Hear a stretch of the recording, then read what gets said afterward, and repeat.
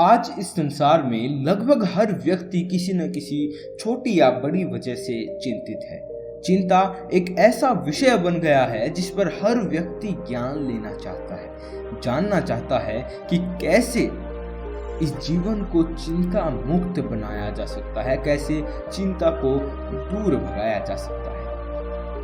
बच्चों को पढ़ाई की चिंता है, माँ बाप को बच्चों के भविष्य की चिंता है, मजदूर को कल के खाने के पैसे की चिंता है, बिजनेसमैन को बिजनेस में मुनाफे की चिंता है।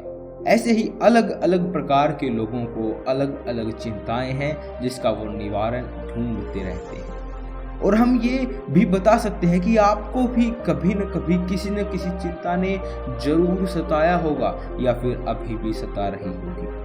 लेकिन अब चिंता मत कीजिए, अब आपकी समस्या का निवारण आ चुका है। आज की वीडियो में जो कहानी हम सुनाने जा रहे हैं उसे सुनने के बाद आपको इस तरह की चिंताओं का सामना नहीं करना पड़ेगा, लेकिन एक शर्त है कि आपको कहानी शांति से एक मौन जगह पर बैठकर, जहाँ कोई डिस्टरबेंस ना हो, वहाँ बैठकर अच्छे से पूरी तरह से पूरी कहानी सुननी होगी। तभी आपको समझ में आएगा और तभी आपकी चिंता का निवारण हो सकता है।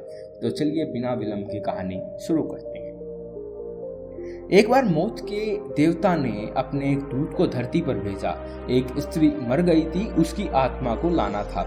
देवदूत आया, लेकिन वह वहां की स्थिति को देखकर दुविधा में पड़ गया। उसने देखा कि 3 छोटे छोटे बच्चियां उस स्त्री की लाश के पास पड़ी हुई थी। एक मृत स्त्री के पेट पर लगी हुई थी, दूसरी बिलख बिलख कर रो रही है और तीसरी रोते रोते सो गई थी। उसकी आंखों के पास, उसकी आंखें के पास उसके आंसू सूख चुके थे।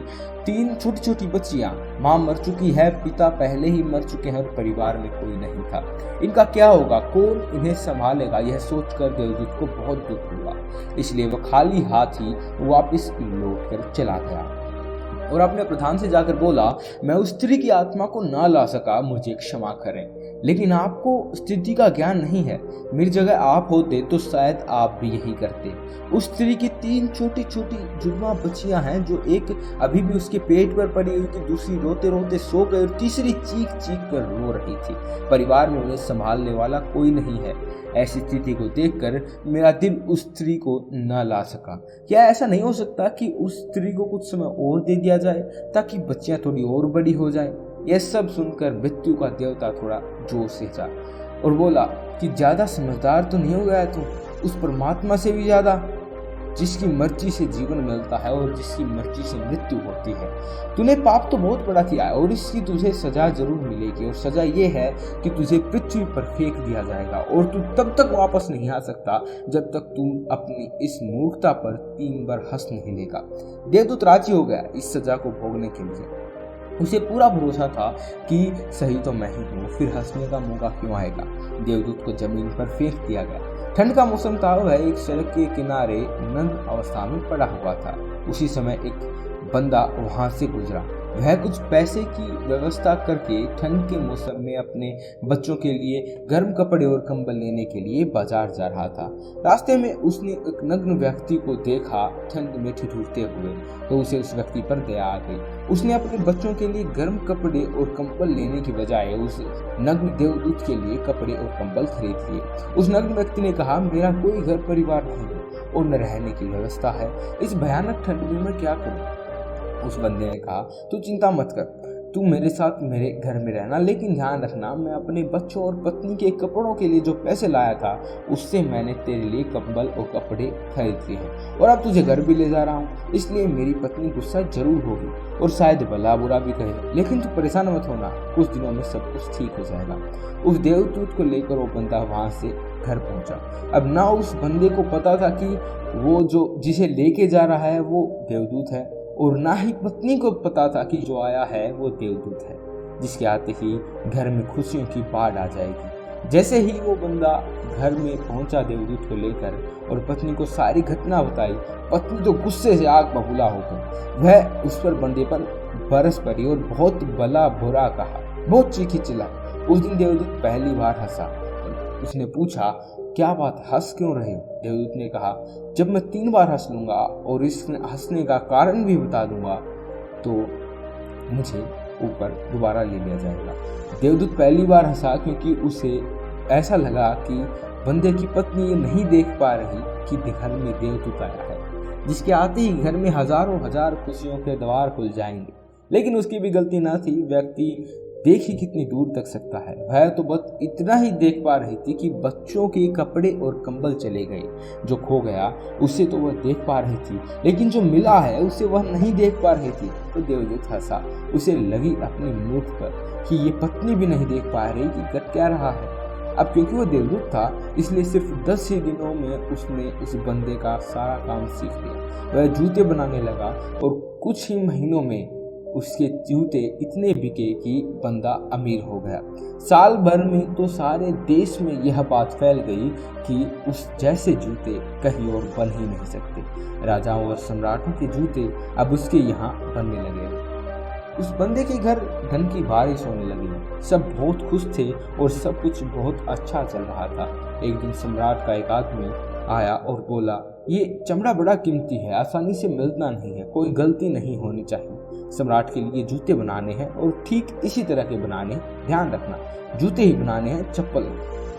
उस राज्य में ऐसी प्रथा थी कि जब कोई व्यक्ति मर जाता था तो उसे चमड़े की चप्पल पहनाकर चिता पर लिटाया जाता था। उस बंदे ने देवदूत से कहा कि चप्पल मत बता देना, जूते ही बनाना। सम्राट का स्पष्ट आदेश है और ध्यान रखना चमड़ा सिर्फ इतना ही है, कोई गलती मत करना वरना बड़ी मुसीबतें फंस सकती हैं। सम्राट का काम है।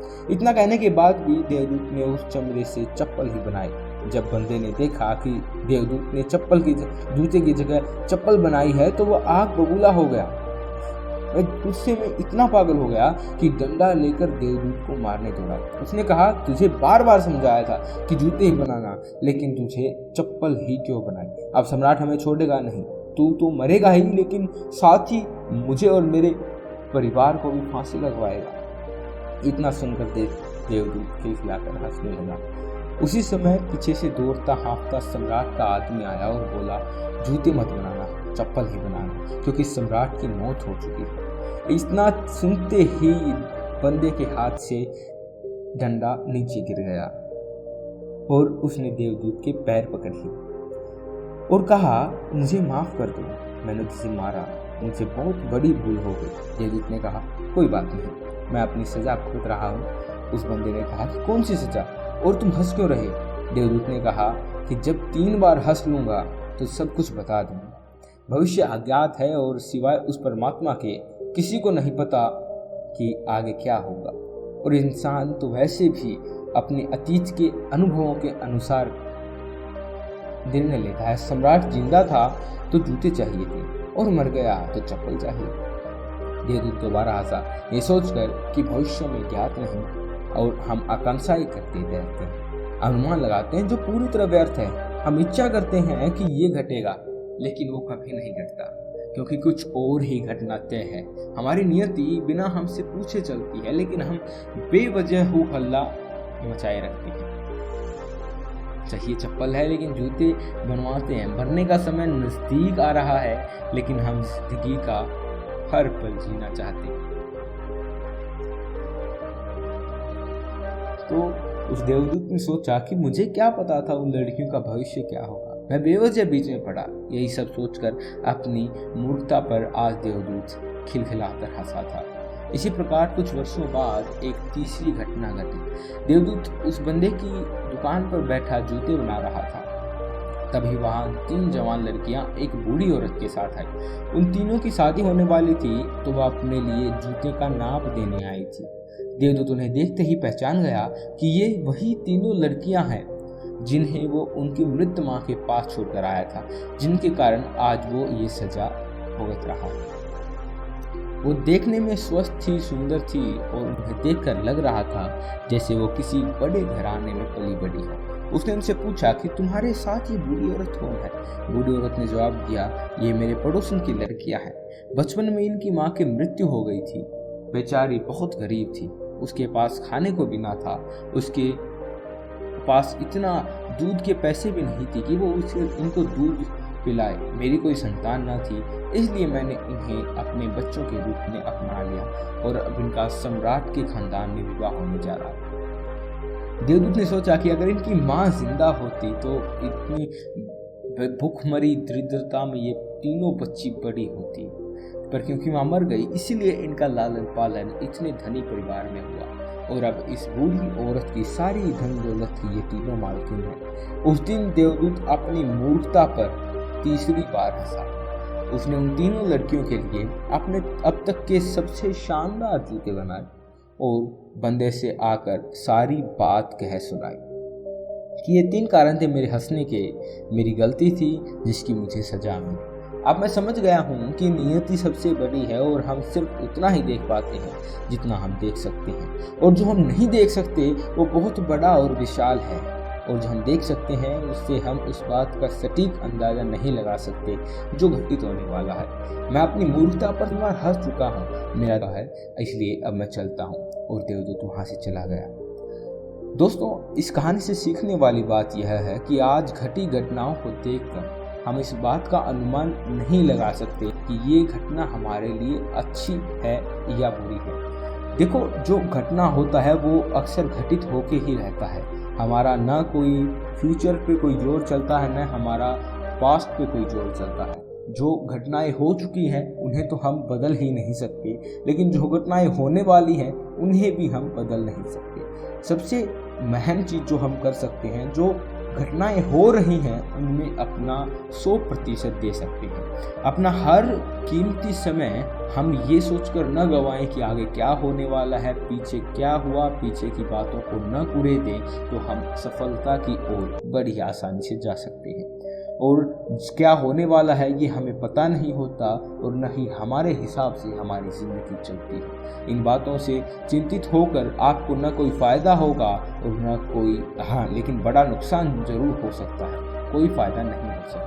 इन बातों को सोचने के अलावा आपके पास बहुत सारे ऐसे काम हैं जो आप जीवन में कर सकते हैं, तो कृपया करके उन कामों को कीजिए, ना कि इन व्यर्थ की बातों को सोचने में अपना समय गंवाएं। इस पर यह कहानी खत्म होती है और अगली वीडियो में मिलेंगे। तब तक के लिए आप देखते रहिए यह चैनल और सब्सक्राइब कर दीजिए इस चैनल को। अगली वीडियो में मिलते हैं, तब तक के लिए सुखी रहिए, संपन्न रहिए।